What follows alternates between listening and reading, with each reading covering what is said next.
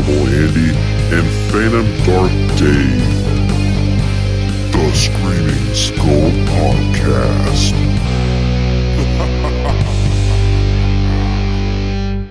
Welcome to the Screaming Skull Podcast, a place where horror fans can feel at home. I'm Phantom Dark Dave, and I'm here with my co-host, Abnormal Andy.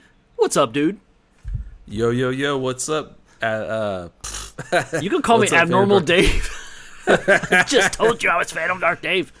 I know, man. Jeez, you think we have this figured out by now? I think I have it figured out. I think you need to get it figured out. How many people do you podcast with? Come on, man. You. That's right. And my name has been Phantom Dark Dave for like 10 years. Yeah. Just don't call me P. Diddy, because that doesn't work. Oh, no. Yeah, it's got a negative taste in most people's mouth. But fuck it. What's up, man? How you doing? Doing pretty good, man. The weather's finally turning warm up here. I don't know about you, but it was really cold there for a while, and now it's warming up. It's like 60 degrees. It's nice. Yeah, so last week we had snow, and this week it's in the 70s. Oh, wow, yeah. And see, we usually say that's just how it is in Texas, but it sounds like you're getting a little bit of that love too. But I don't know about you, man, but I'm glad to see that cold weather go away. Oh, yeah, me too. I can't wait for spring. I love spring. That's my... I think the older I've gotten, the less I've liked the cold. I used to be all about it. Like, I'll just throw a hoodie on. It's all cool. I'll wear a hoodie and shorts. But now I'm just getting a little ornery about it, man. I'm like, when's it going to be just nice? Just like 60 degrees. Yeah. I'm good to go. Yep. Don't like driving in the snow or ice, that's for sure. Oh, hell no, bro. Texas shuts down when there's ice on the roads. I feel like we've told this story before, but I think the point is we're both happy to be podcasting, but especially when the weather's nice. Yeah, for sure. Let's talk about some horror news. All right, let's do it.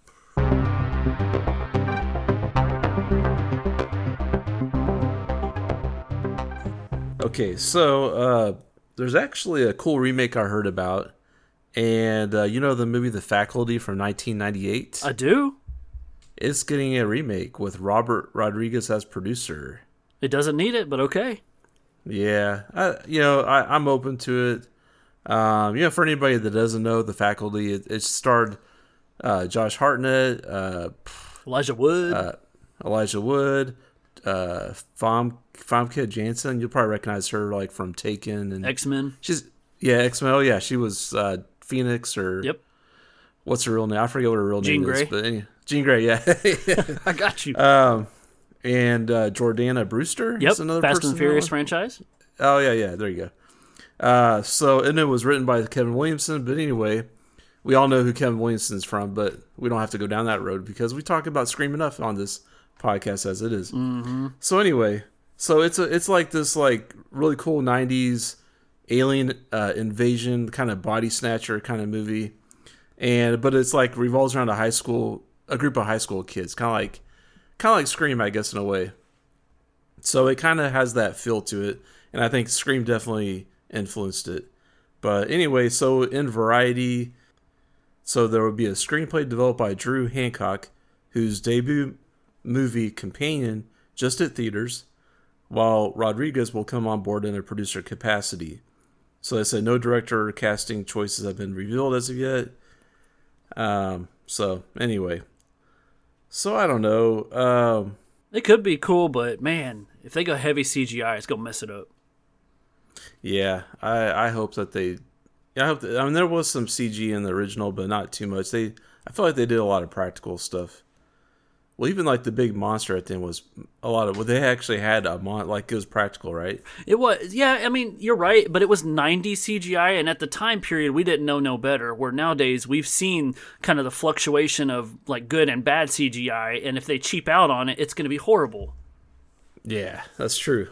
So, and you got T-1000 in the movie, yeah. Selma Hayek. I mean, do not remake that movie.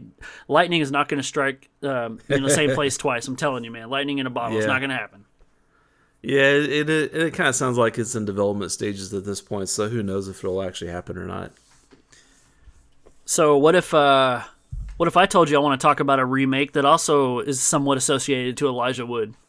All right, let's hear it. So, I know what you're going to talk about. Yeah, man, the Toxic Avenger. This is cool. Oh, yeah, man. So I'd say I'm a pretty decent sized Troma fan. I won't go as far as say big big Troma fan because I could be bigger, but I'm a bigger Troma fan than you are, Andy. And so everybody knows Toxic Avenger is kind of like the limelight of Troma. It's what really got it going, gave him a name. And Toxic Avenger is one of those movies that came out in '84, and it gives no shits, right? It's just all out. Talk about practical effects. It's just an awesome superhero, somewhat horror comedy from Jersey. And so they made 4 of those movies, and we had heard for a long time they're going to do a remake, and whether you think that's a good idea or not, it's beyond you. But they remade it. The problem is nobody could see it, and so it never got a distribution. It was very limited, and sometimes Troma movies are so underground that they only play in Jersey or New York, and then they go to a VOD service. So we're kind of used to it. But to remake the biggest Troma property is kind of a big deal. Even the Toxic Avenger mascot is the mascot of Troma. So anyway, when you do your research and you find out, hold on a second, Elijah Wood's attached to this, Kevin Bacon's attached to this, Peter Dinklage, there's some massive talent with this movie. And so the good news is it is finally going to see the light of day. The movie is done, but it's finally going to make its theatrical release later this year. So I'm very excited for it. And I have a question. Are you going to go see it? Yeah, man, I'm pretty excited about it. And now, is Troma actually involved in the making of this remake? Lloyd Kaufman is, so okay, he's attached to it. Cool. That's interesting. Yeah, so I mean, I've been hearing about this movie for probably, I feel like 2 years now. It was released at some film festival or something, and then nobody and it just didn't get distributed or whatever. It's been kind of sitting on a shelf for a while. So yeah, I'm glad to finally that it's finally coming out. I definitely want to see it. I guess Elijah Wood is the villain, it sounds like. Dude, if you look at any pictures of it, he looks like the Penguin from Batman Returns. It's pretty wild. Oh, wow. Okay. Yeah, the whole pale skin, kind of stringy, long hair, evil black teeth. It's pretty gross. So if he's not the villain, then he is a nasty looking hero. And so Peter Dinklage plays Toxie, right? To my knowledge. Okay. I mean, we'll see. I feel like I've seen a trailer, but it didn't reveal too much, and I think that is a strength. So yeah, I'll definitely go see. If it comes out in the theater, I will go see it in the theater. Oh yeah, we're gonna be there first day, man. Yeah, it's one of those crazy movies where if it's in the theater, you got to go out and support it in the theater. That is actually one of Julie's favorite horror movies, the original Toxic Avenger. She has a Toxie shirt. Really? Yep. Wow. So we give it mad support over here. Yeah, that's pretty cool. Julie just became 10% cooler. Damn, now she's 110. Yeah, so let's see. So, I'm a big fan of Hell House LLC, right? Yes, you are. And I've told you lots and lots about it, and you probably haven't seen it yet, but that's okay. Not one. But I will. So I found this article that perked my interest. It says 825 Forest Road, Shudder picks up new horror movie from Hell House LLC director. So I was like, dang, okay. So the director of the fan favorite Hell House LLC franchise, Stephen Cognetti, is staying in the Shudder business with his next movie, Beat 825 Forest Road. The outlet reports Shudder has acquired North American rights to the supernatural horror 825 Forest Road from the UK's Bluefinch Films. Okay, so in 825 Forest Road, a man hopes to start a new life with his wife and sister after a family tragedy, but discovers the town he has moved to has its own problems. So no word yet on a Shudder premiere date. Producers include Joe Bandolini, which he was heavily involved in the Hell House series, and some other people I don't know. But Stephen Cognetti is also headed back into the found footage arena to direct the next Hell House movie. It's probably going to be the last one in the series, which I'm super excited for. It's the 5th movie in the franchise, wow. And it's coming to Shudder in October of this year. So it's supposed to be the scariest Hell House yet. So we'll see. But anyways, I'm excited to see what other ideas that he has. I'm excited to see a movie outside of the Hell House franchise. Yeah, the title doesn't really roll off the tongue though. I'm like 825 Forest. What? Yeah, it's probably just my bad reading, but yeah. Nah, that's cool. I need to watch those. I love found footage movies, man. But sometimes you just want to watch Unlisted Owner for your 300th time. There's nothing wrong with that. Have you checked out the Found TV app? No. Did I tell you about it? Is it on the Roku? It is on the Roku. Okay, yep. I'll download it tonight. No, you've Yeah, told me about it. It's kind of a cool little indie app that it's just dedicated to found footage, and it's like a mom and pop thing. So you can watch it with ads you can watch it for free with ads. As I will. And so I you can subscribe to go ad free. It's like, I think it's like $4.99 a month. But anyway, But every movie is a found footage movie. Exactly. This is not where you just fell victim to the other day, right? Where you watched a movie that was supposed to be found footage and ended up not being found footage. Is it on there? Yeah, oh yeah. Well, that's where I watched. Well, so Ooh. it's kind of that technically is found footage. It's like, but it just was weird. Like, it's what the kids call analog horror, where it's like just a series of like abstract images that's on like it's like on old VHS tape or something. Would you like call that. Skinamarink found footage? Or I mean, like, I know it's analog horror, but yeah, I don't know if that would be found footage because that doesn't really seem like it was. because it's not like we're seeing it as if it was live, right? So Yeah. Okay.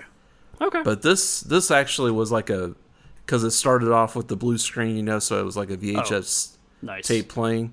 So, it kind of had that. But yeah, this streaming service, Found TV, is, we're not sponsored by them, but I just wanted to give them a little shout out because We should make a movie and put it on there. Yeah, I mean, Found footage yeah. on our phones. We could do it. Screaming Skull is already a movie. We're gonna have to find another title. Oh yeah, That's where we got the name for the show. That's cool. I need to download it. I hope when this episode comes out and I listen to it, because I'm probably gonna forget. I'll be like, oh yeah, make a note. yeah, because they do have a lot of they have a lot of found footage movies on there. But I mean, so. Granted, you could probably find a lot of the found footage movies on other streaming services, but Tubi. I just like Tubi or but I don't know, I feel like this is kind of a cool thing because it's like just a little independent app that a couple people have made, and so I just Shudder started like that. It was pretty small, Yeah, and then boom, horror community loves it. So let's see here. So I heard about this novel called Clown in the Cornfield, and it's kind of like a slasher story. Well, I guess they are coming out with a movie based on the novel. I've seen the novel in a half-price book, where the cover looked pretty damn enticing, and I thought it was like a Stephen King thing because it just had that vibe, the cover, the title, but apparently it's not. Yeah, so this is like it looks like it's a comedy horror, like a slasher horror comedy type thing. And it's going to star some people that I don't really recognize. It's got Will Sasso in it, playing a sheriff. It's got Kevin Durand. Yeah. Oh, I know Kevin Durand. He's awesome. Yeah. He's like in everything.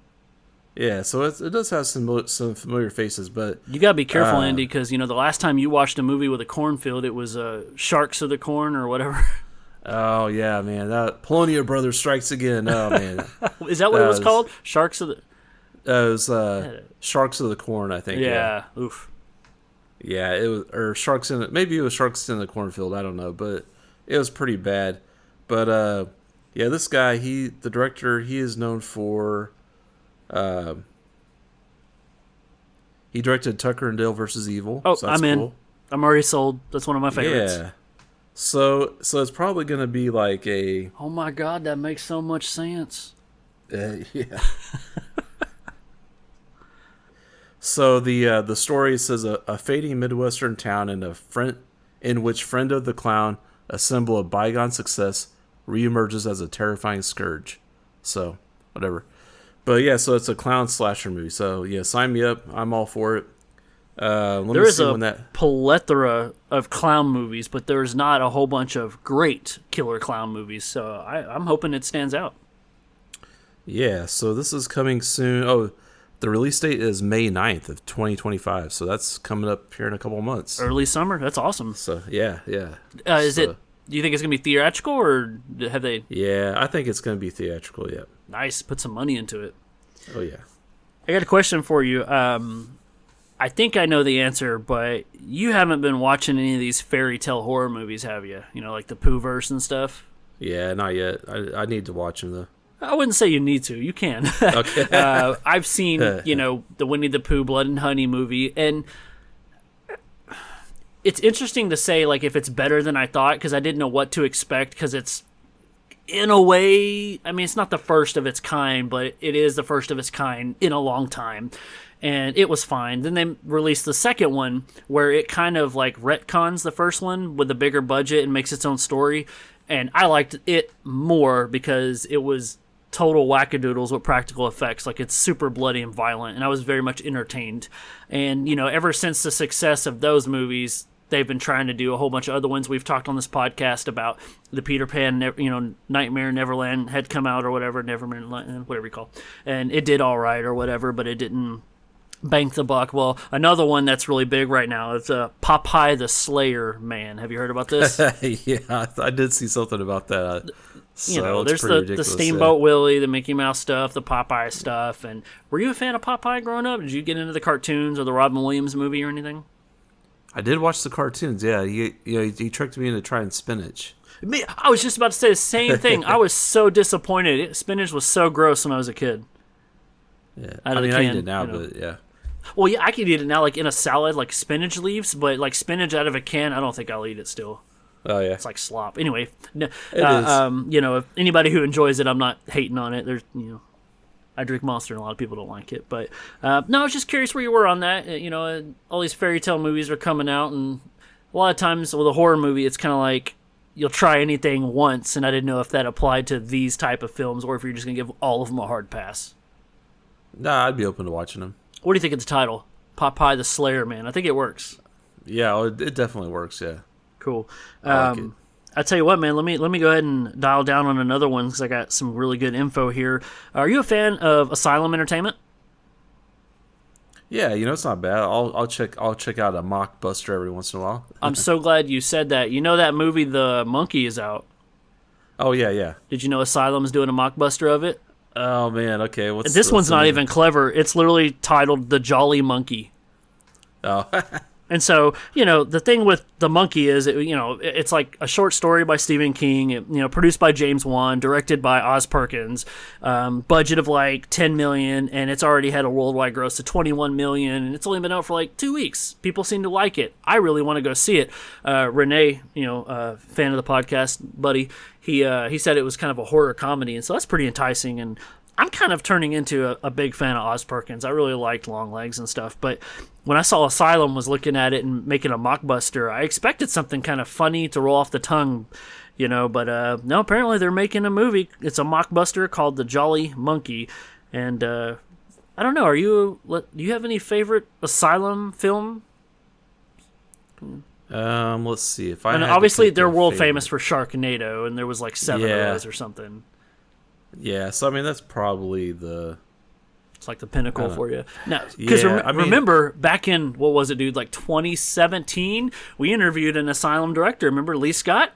That's right. Yeah, that was a good time. And there was those movies like Possession of Gail Bowers and The Beast of Bray Road. I know you saw that one, the werewolf one. Oh yeah, and they had like Dead Men Walking and Flu Birds and all that stuff. So there was a point in time when those movies, obviously, they come out like clockwork, but on one of our favorite apps, Pluto, there's an Asylum Entertainment channel, and so you get like snakes on a train, and shit. Yeah, that's right. Yeah, I do kind of check that out every once in a while whenever I remember to. Pluto's interesting because it's like one of those things where you can just turn it on and just see what's playing on all the channels. So it's like if you don't want to pick something, you can just throw that on and see what they've got going. So yeah, that's always fun. It's kind of like having cable TV, man, like back in the day. Exactly, yeah, except for it's free. Well, Dave, you were talking about fairy tales, so I think that's a perfect segue. Let's go to the main event. The main event.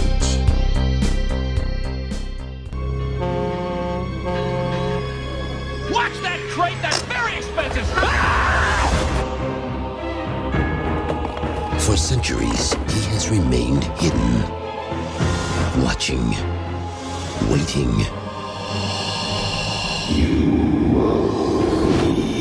And now, he is coming.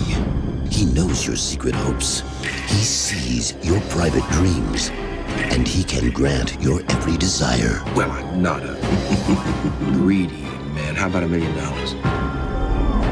I remember a certain potentate whose last party was talked about for centuries. God, how I'd love to host a party like that. I wish to be beautiful forever. Even if it kills you. As you wish.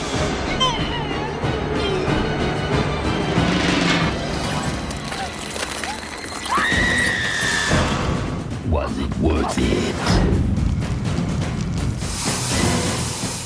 Would you like to escape death? No! Beg for your life. Help me! Pray for your soul. But whatever you do, Ready to play? don't make a wish. Wishmaster. Careful what you wish for.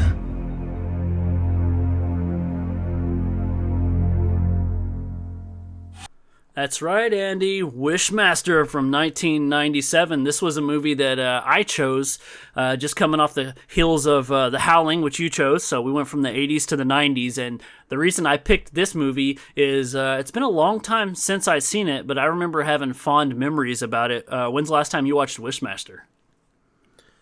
Before this time, it was in the theater when it came out of theater. That was the last time I saw it. Whoa, so you haven't had any like the rewatches or anything?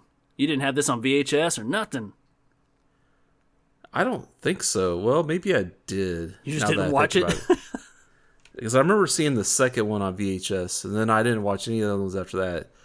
I might have actually had the first one on VHS. Okay, and that's an interesting point, too. You talked about a second one, because there are actually 4 of these movies, and I've always been aware of them. I had seen the first one. I've actually seen this movie several times. I've even seen it in German. Believe it or not, I rented it when I was in Germany and watched it in German. Wow. And so that's an experience all on its own. But, the second one went straight to VHS. I rented that from Blockbuster. I think it was like 99 when it came out. And then there's a Wishmaster 3 and 4, which came out literally back to back. The thing is, with Wishmaster, it kind of wanted to establish itself where the main title character is a djinn. And I'll give you the synopsis of the movie for folks who want to know. It's a demonic djinn attempts to grant its owner 3 wishes, which will allow him, the evil djinn, the ability to conquer the world, right? It's going to have the world infested by all the evil djinns. And, when we think about djinns and genies and stuff, it's usually like fairy tales, like you said, where they're happy for us, but in other countries, this is kind of like their boogeyman. Like, this is a serious thing. And that's kind of how this movie opens up, which is really crazy cool, is this Jin character was set to be kind of like a Freddy Krueger or a Jason, like another horror icon. And unfortunately, I think, I'll be honest, first one I think is pretty good. The second one is very entertaining, but I think it falls short kind of like the later it gets. The third one was a hot mess, and it was so bad that I didn't watch the fourth one. And so it sounds like you haven't seen the third or fourth one. Yeah, okay, so that's interesting. Yeah, I bet you. Yeah, I'm gonna have to check those out now because it's got my. I'm gonna have to definitely watch the second one again because I remember seeing a clip from it and I thought it was hilarious. So I think it's. Is it the lawyer? Yeah, it's always that one. Everybody knows the lawyer clip. Okay, but and it's got that guy that's in every like he's like the token gangster. Yeah, he's awesome. I don't even know what his name is, but yeah. But so. For anybody who is interested, I assume a lot of our fan base has probably seen Wishmaster, but for a lot of the younger kids or adults who are getting into horror, they might miss a lot of horror of the 90s. If you are interested, all 4 of these Wishmaster movies do stream on Tubi right now for free, right? So I think I would go as far as say, Andy, we both recommend people watch the first one for sure. This is worth a watch. Oh, yeah, for sure. I mean, this is if you want to see some 90s special effects, I mean, this is some of the best special effects guys working on it. Even the director, Robert Kurtzman. Yep. He is one of the guys from K&B Effects, right? Correct. So it's him. He's the K. Yeah, he's the K. Then the N is Greg Nicotero. Right, and he was associate. He's like a second unit director on this. Yeah, and he went on to do Walking Dead. And of course. And Kurtzman as well, too, all of them. Oh, but yeah, okay. This movie, the script, was written by Peter Atkins, who hasn't gone on to do a whole bunch of things that people know, but if you're, the same age as Andy and I, he wrote Hellraiser 2, 3, and 4, which those are a lot of fun before they get real shitty. Yeah, and I guess he kind of was really good friends with Clive Barker and Doug Bradley. They all that would make sense. Knew each other in England. Went to school and stuff. Yeah, they were in some like acting troupe together or something like that. Yep. You remember I met Doug Bradley before. That's right. Yeah. Awesome guy. So we talked about it. You said, directed by Robert Kurtzman, world famous makeup special effects artist. He worked on things like Predator and From Beyond, Nightmare on Elm Street 5, real notable. But this movie was also produced by Wes Craven. Yeah, it was. He was like the executive producer. And sometimes people forget about it because, when you think about Wes Craven, you think about all the movies he directed, right? Like the genre and decade-defining movies of the 70s, 80s, and 90s. But he was also associated to a lot of movies that where he just strictly produced them. And this might be amongst the better ones that he produced. Yeah, for sure. And I'm sure it was a nice thing to have his name attached to the project too. Oh, it helps, doesn't it? It helps. It's got a cool poster, it's very simple, black with red letters, and then kind of the face of the evil Jinn. But the music is pretty good in it, and that's because it was Harry Manfredini, the guy that did the Friday the 13th music. So they got like a who's who of people in this. Oh yeah, speaking of who's who, you got the opening narration done by Angus Scrimm. Yes, Angus Scrimm. You've got Buck Flowers as a homeless guy. You got Reggie Bannister as a pharmacist. You got Robert Englund, Andrew Divoff, who played the Wishmaster, which, we should just stop right now because, we got to talk about his performance was so great. You could just tell he was having a blast with this role. And if you don't know who he is, you'll see his face and you'll be like, oh, okay. Like you'll recognize his face because he was in a lot of like 80s and 90s movies, I feel like. He was in Graveyard Shift.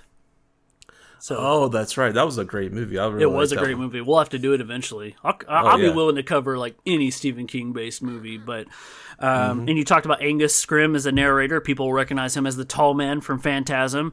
And you talked about the pharmacist, who is Reggie Bannister. Who, man, did you see he just entered hospice right now? Yeah, I saw that. So that's too bad. It is. But man, he has been attached to so many great horror movies. Like his legacy is going to live on. Like just so many people in this movie.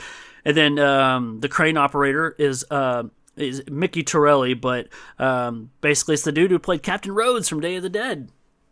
One of my favorite zombie movies ever. Yeah. Oh, wow. Okay. I didn't recognize He's the guy that shouldn't have been drinking on the job, Andy. Yeah. Yep.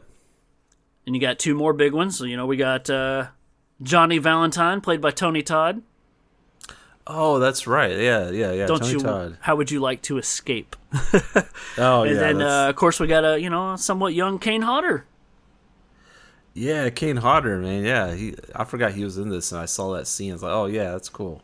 See, and this is right around the time when Jason Goes to Hell came out, and so he also has a cameo in that movie. And so I remember this is like the first time you see Kane Hodder, because as he's Jason, you never see his face, right?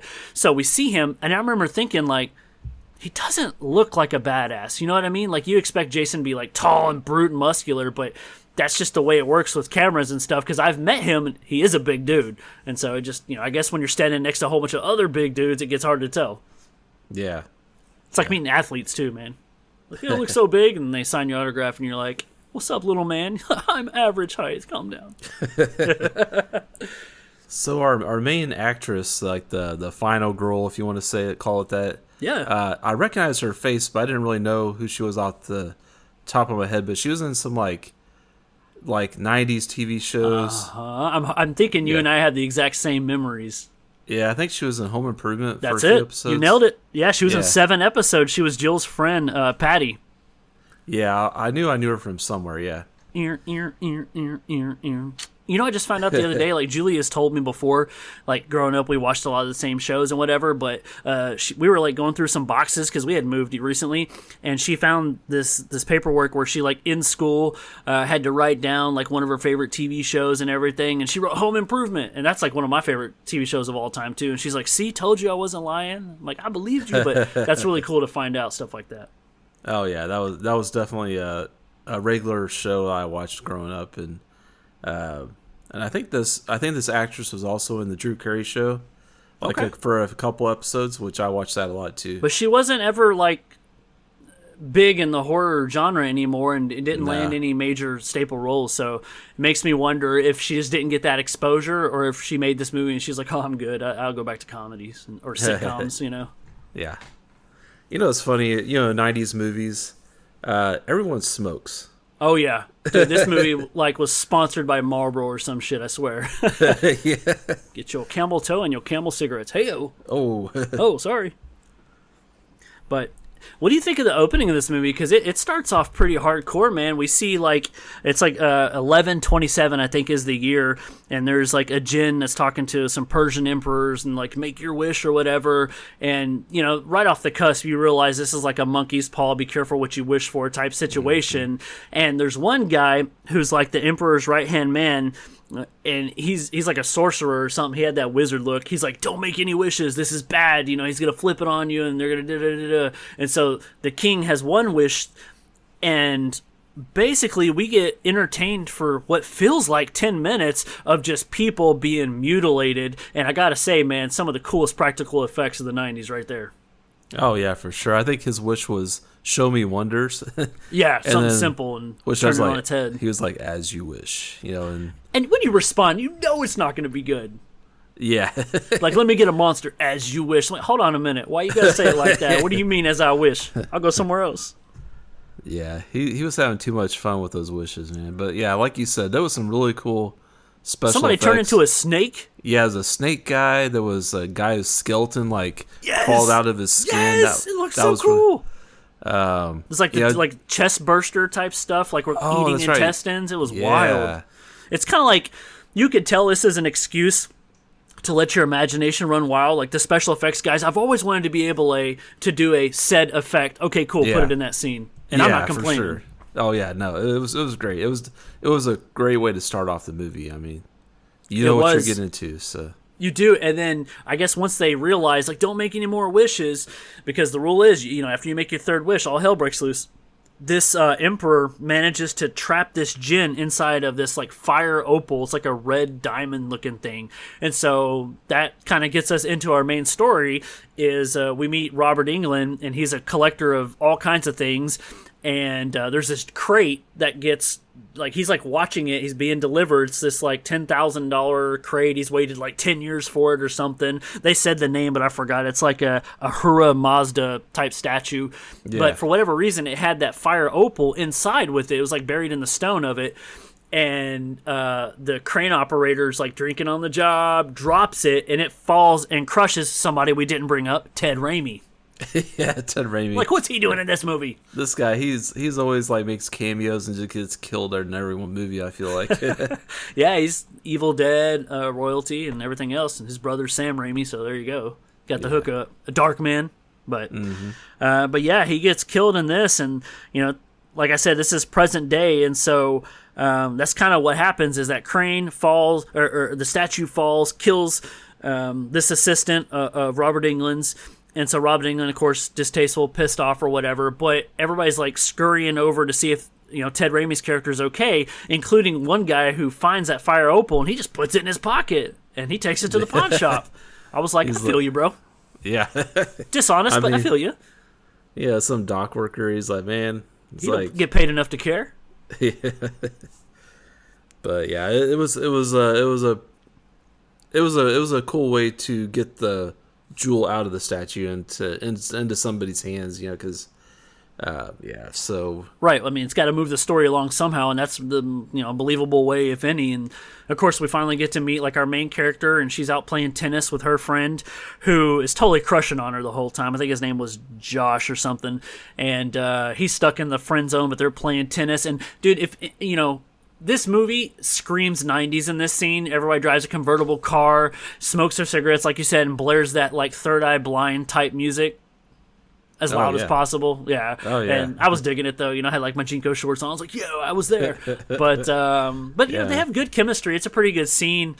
And eventually what happens is that a worker who steals it, you know, he takes it to a pawn shop, and then the pawn guy takes it to this place to get it appraised. I think it was like Regal Auctioneers or whatever, and that's where we meet a lot of other characters that are important to the story, and they look at it and they realize it's a, you know, there's something more to it, and it's like, how much did you pay for it? You got taken. But yeah, we get to meet, was it Nick Merritt, I think, who's her boss. yeah, he's kind of the main guy in the I don't know, it's not like an antique, it's like an auction. It's like an auction house. Yeah, it's an auctioneer. And he's got sleaze written all over him. Like he you know, like Oh, there's yeah, you for see him in the sure. trailer. He's like, I'm not a greedy man. How about $1 million? Like that kind of guy. yeah. But yeah, so our main gal here, Alexandra is her name. She works in this auction house, and she's like one of the people that kind of authenticates things, I guess. Yep. Or She like analyzes the gems and stuff. yeah, so she actually gives it to her friend Josh, who's like asking her out on a date. She's like, "Oh, Josh, you're so funny, and here, look at this rock for me." And Yeah. so she's like, "Do me a favor," and he's like, "Sure," for dinner. And she's like, "Nah, that's okay." She's like, maybe next time or whatever. But anyway, so he's checking out this gemstone that she gave him, and he kind of sees something weird in there, and like, I think he's like cleaning it off, or she cleans it off. I don't know. Somebody It's like rubs on it. shines from what's inside. You could tell something is embedded in it. Yeah, and so I think like there's some It kind of laser explodes. thing. Yeah. He like He has tried- it like in the test machine, and as it's Yeah. being like scanned, it eventually blows up. Which, what the fuck, right? Yeah, so that frees the djinn, the Wishmaster, and he gets out, and but he's in like a little he's kind of like in a, not a baby, but kind of It's like like a a baby. slug. It's weird looking. And did you know who played the slug version? Mini-Me. Yeah, Mini-Me. Yeah, Vern Troyer. Yep. Yeah, it's kind of sad Spider what Shack happened me. to that guy, but yeah. Anyway, You know, I heard a story about him when I What's was in that? school, and it was probably Oh, just yeah. kids being mean, but somebody told me, like, he was, like, standing on his toilet, and he fell in and broke his ankle. oh, I don't know about that, but I don't know either, but what, you know, kids say the damnedest things, right? yeah. But yeah, like, Josh is, like, on the floor, and he's in, like, intense pain, and the djinn's like, do you wish for this pain to stop? And he's like, yes. And then so he's like, done, and he kills him. Like, Yeah. okay, here we go. So then I guess the way this works is every time so Alexander's the one that freed him, I guess, or woke him up. I don't know. So she's I guess the one. because she was the first to examine it, but Yeah, so she's the one that gets the three oh, wishes. she like blew on it. Yeah, Remember? that's So right. maybe yeah. just the physical contact. I don't know. Right, so she's the one that gets the three wishes, and her third wish frees the djinn. But everybody else along the way, like other people, can also make wishes. Like he can grant, but they're kind of like trading their soul. Like Right. like if he gives them a wish, then he gets their soul, and it like gives him power or something. So like once he kills Josh, that kind of gives him enough juice to get full grown, right? Yeah, He's and then like Alex, she kind of felt it, right? Like she could tell Oh, yeah. something had happened to Josh, which is why she shows up to the essentially crime scene. Yeah, she has some kind of psychic connection to the Wishmaster or the djinn or whatever. Which is unfortunate. Yeah, so she kind of sees whenever he's doing his hijinks, you know, his whenever he's having fun. And yeah, so we kind of get some scenes after this where the djinn is just kind of wandering around the town and causing havoc. You know, he runs into He's cruising in his car. No. yeah. Well, he like hangs out in this alleyway and runs into Buck Flowers. You know, our typical homeless guy. We you love know. Buck Flowers. Hello, Alpha Incident. You're awesome. Oh yeah. And you know, so he has a conversation with Buck Flowers, you know, because Buck Flowers is trying to go in this drugstore to He's do bugging something. the people that are coming out for money. Oh, that's right. That's that right. laundering or whatever you call it. He's yeah. he's panhandling. I think that's yeah. And so Reggie Bannister's the pharmacist in there. He tells him, you know, Buck Flowers to go F himself, get out of there, and all this. And Buck Flowers is not happy, and so he's walking away. And the djinn, you know, starts talking to him and says, "Would you like for that to happen to that guy?" He's like, "Oh, maybe just get cancer and die or something like that." And so the djinn's like, "As you wish," you know, and causes. We get a pretty cool death scene with Reggie Bannister. He's like, he gets these like boils that come up on his Yeah. face, and Oozing. yeah, it's pretty gross, but just another special effects thing from K&B. But yeah, I mean, like And I then said, yeah, he yeah. collapses on the floor, and then Buck Flowers sees this happen, and that's whenever he like looks at the djinn and he just runs away. He's Yeah, terrified. He realizes this is the real deal, and he might have just sold his soul for, what? So what was it like? He's like, what did Buck Flowers, his character, want? Was he trading something, or what did he just say? Wish that guy was dead. I forget. He did wish him dead, and then I think that I think he asked him if he'd trade his soul for it, and he was like, "I'd trade my soul for like a bath and a cigarette or something like that." And he's like, "Okay, so that's a yes." Yeah. So, the story kind of goes on from there. I mean, I don't know, but I thought. Well, we get the scene, Andy, where she is doing like her own investigative research, and she goes and visits Beaumont, and he sends her to Wendy, who is a Wendy Derelith, who's like a folklore professor, and that's where we get kind of the exposition dump where we learn about jinns and stuff. Yeah, it's kind of nice to have that because she kind of gives us some cool imagery with the jinn. One thing I noticed in this movie, there's a lot of fake jump scares. Yes, there is. Product of the 90s, my dude. Yeah, I guess you're right. That is probably something they did a lot. But this one just seemed like it had a lot, but it was fine. But it's cool when she went to see Beaumont. There was a statue that made a cameo. Yeah, there was. Do you know what I'm talking about? Pazuzu. Yeah, Pazuzu statue. That was really cool. Which is from The Exorcist. Oh, yeah. And that's awesome. If you know, you know. This movie is just littered with Easter eggs, right? Oh, yeah, for sure. And, I mean, you can tell the people making this are just having fun. This is like a love letter to special effects, to 80s or 70s, 80s. That's what we would do, man. If we did that, we would try to sneak in as many cool references as possible. Oh, yeah. So, you talked about the way that the jinn's going around the town. It's like every time he runs into somebody, he's trying to get them to make their wishes so he can get souls. And there's even a scene where he's like in the department store, whichever one, and he meets the girl, and I think her name was Ariella, and he tries to trick her into wishing for something. He's like, "Don't you wish you could be beautiful forever?" And she's like, "Yeah." And he's like, "As you wish." Boom, turns her into a mannequin. Yeah, and I guess we should say that he's not walking around in his true form right now. He went to a morgue. Yeah, he stole the identity of a dead dude. He actually cut off his face. It's pretty gruesome. Cut off his face, and then that guy saw it happen. Remember that token stoner guy? I've seen that guy in a million movies. He was in Can't Hardly Wait. Oh, okay. Yeah, anyway, cool. He walks in, he sees him cutting his face off, and then he's like, "I take this. This is something you wish you weren't seeing." And he's like, "Yeah." And he's like, "As you wish," and the guy's eyes are sewn together. That had the whole like, we need more deaths in this movie vibe, and they just threw it in. I don't know if that's true or not, but that's what it felt like.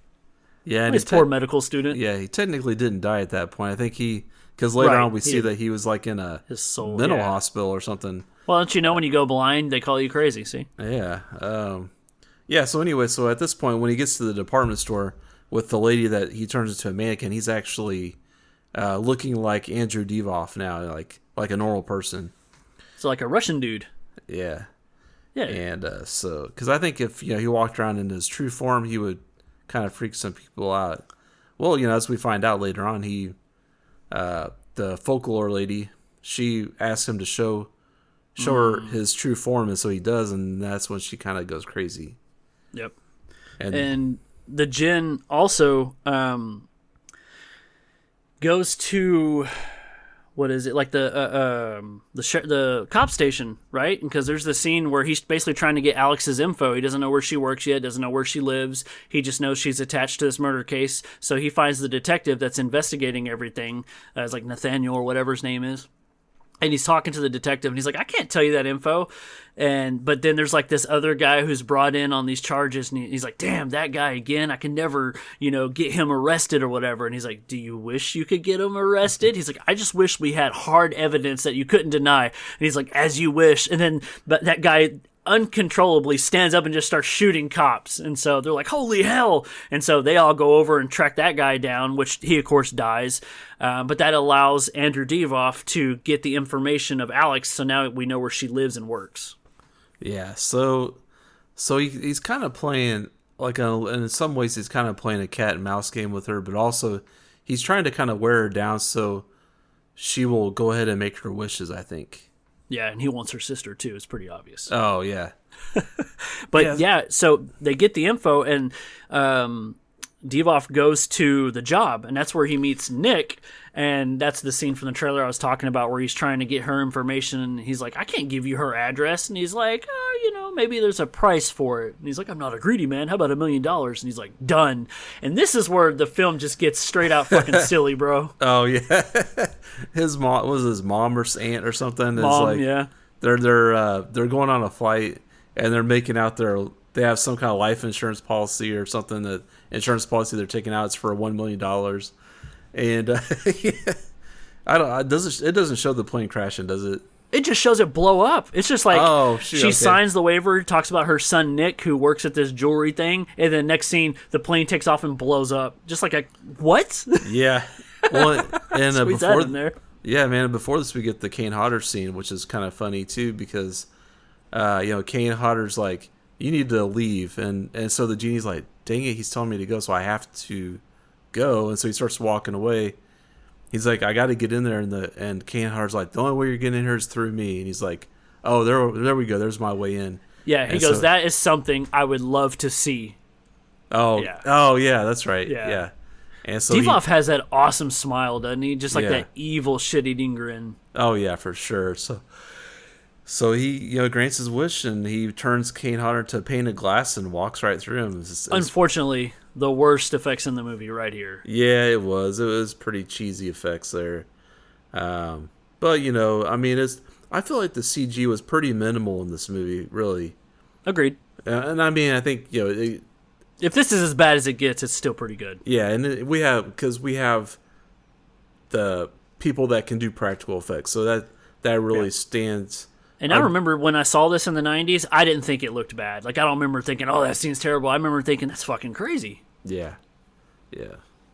So, but yeah, I mean, we finally do get kind of like a showdown kind of thing happening. Well, I think that one of the coolest scenes is like the final party at Beaumont's house. Oh, absolutely. That's kind of where she has made, 2 wishes up to this point, because she goes to Wendy's apartment to talk to Wendy. She's there, but then we find out it's the djinn in disguise, and so she wishes to know what the djinn is like, and so therefore, her first, she's like, I wish you would just kill yourself, and so he pulls the gun out and blows his brains out, but he goes, that which is immortal can't die. So, okay, cool, we're just wasting wishes. That one might have been free, which, why would he give free wishes? You think he's in a hurry to take over the world. And then she wishes to know more about him, so she and he go inside that fire opal, and it's like this little hell world, very Hellraiser-ish, which is pretty neat. And then she wishes to come back. And so we burned 2 wishes, and that's whenever we find out she goes home to talk to her sister. Her sister has left already and went to the Beaumont party, and that's the final showdown. And this is probably my favorite part of the movie. Yeah, for sure. And one other thing, like when they're in the little hellscape thing there, he's got his little monster dog there. I thought that was pretty cool. Yeah, again, very Hellraiser, like when the Chatterbox was a dog. I was like, ugh. Yeah. Yeah, so Beaumont's party, and like this is where we get the Tony Todd scene, and yes. But yeah, and I thought it was really cool. Like, it was interesting because Tony Todd's character is a very intimidating. He's like a bodyguard, security guy, whatever. Yep. But Andrew Divoff, or the Wishmaster, just kind of talks to him and saying, "Don't you wish your life was better, or something like that? Don't you wish you made better choices, or something like that?" I don't know. Yeah.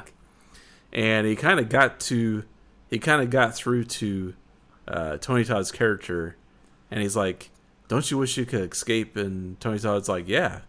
And so then he puts him in that water tank.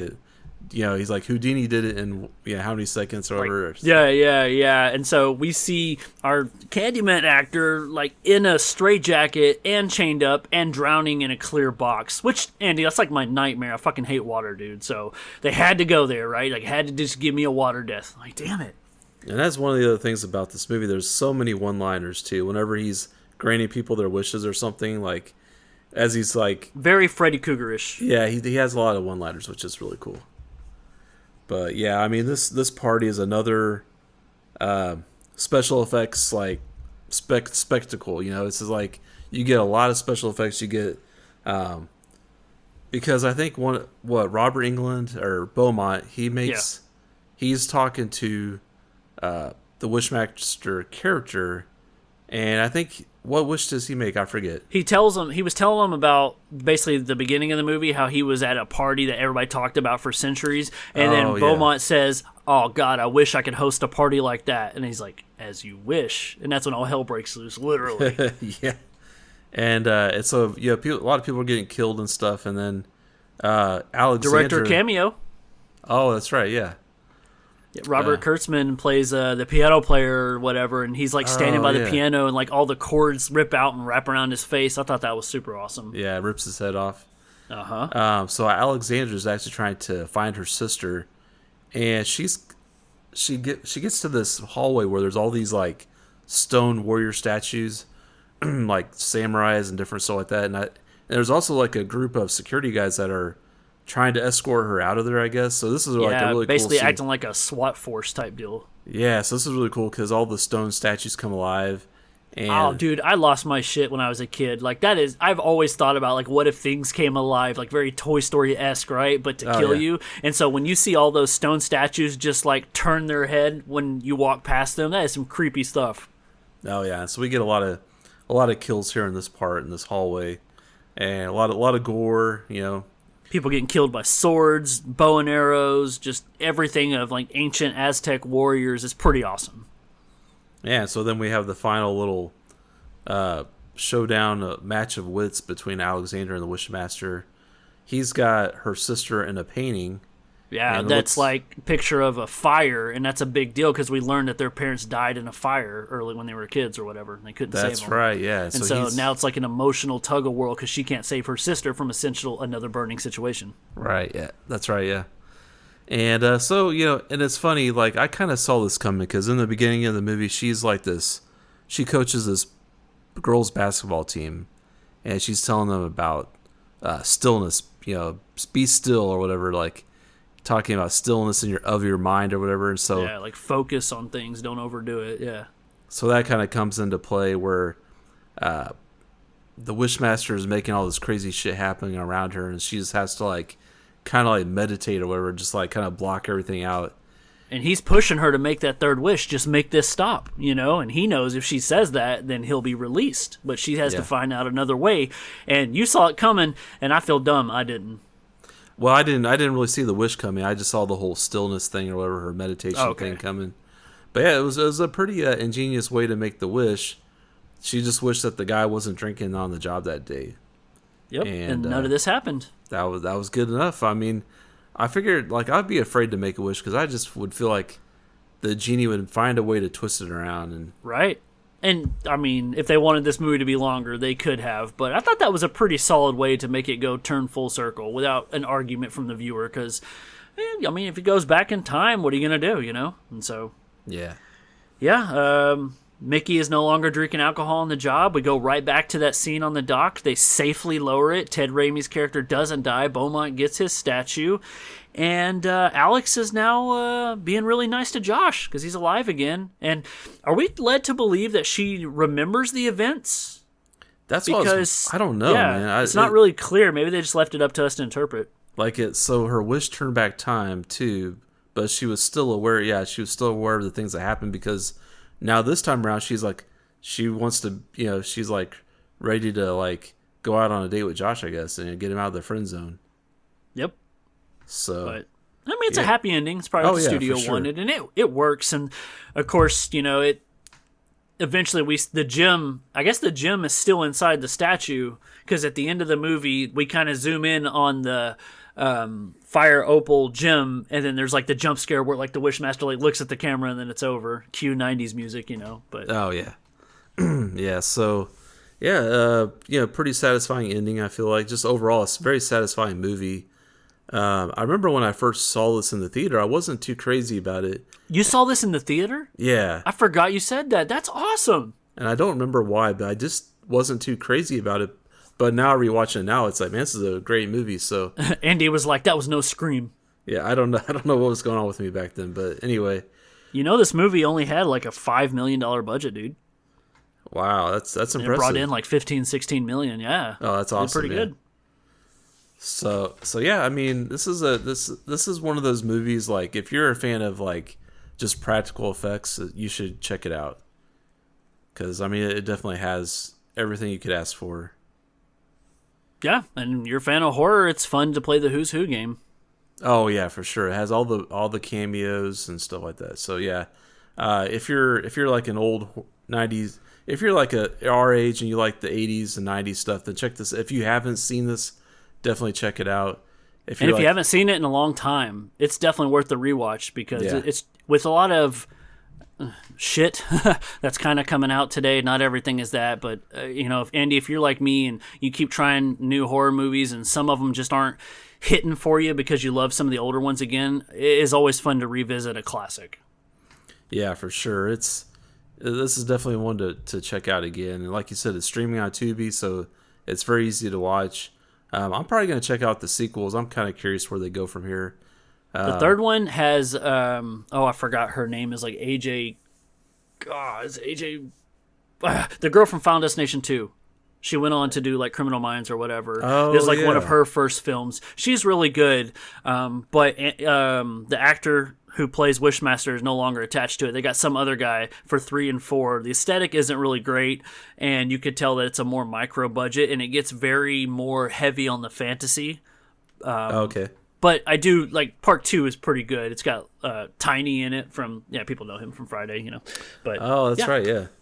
So cool. One thing I want to tell people too is definitely hit us up on the socials. We got all the Scream and Skull podcast links out there. We do have a Facebook page.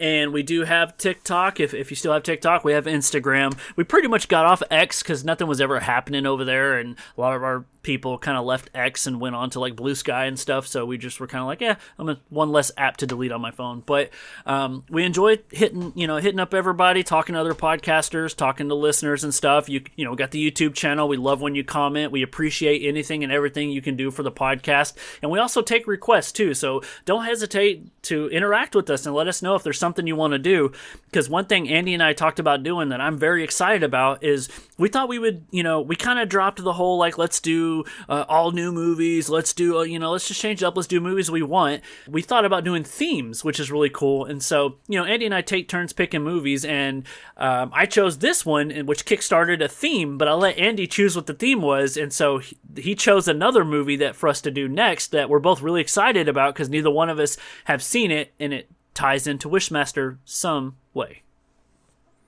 Yeah, so I was kind of thinking about like evil genies or people that granting wishes, or like kind of like the fantasy angle, and so I immediately was thinking about an old 80s movie starring Julian Sands called Warlock. Yes, and he actually is like he's like a warlock, of course, but he travels from like an old time period to like the modern time, and I think I'm not for sure. I don't know if he like grants people wishes or whatever, but he uses magic to kind of cause havoc. So I think this could be another like a similar movie, like kind of in the similar vein. And I've always wanted to see this movie, so it's really cool that you picked it. I know Brian loves this movie from Terrible Terror Podcast, and it's really cool because Warlock is on Tubi, right?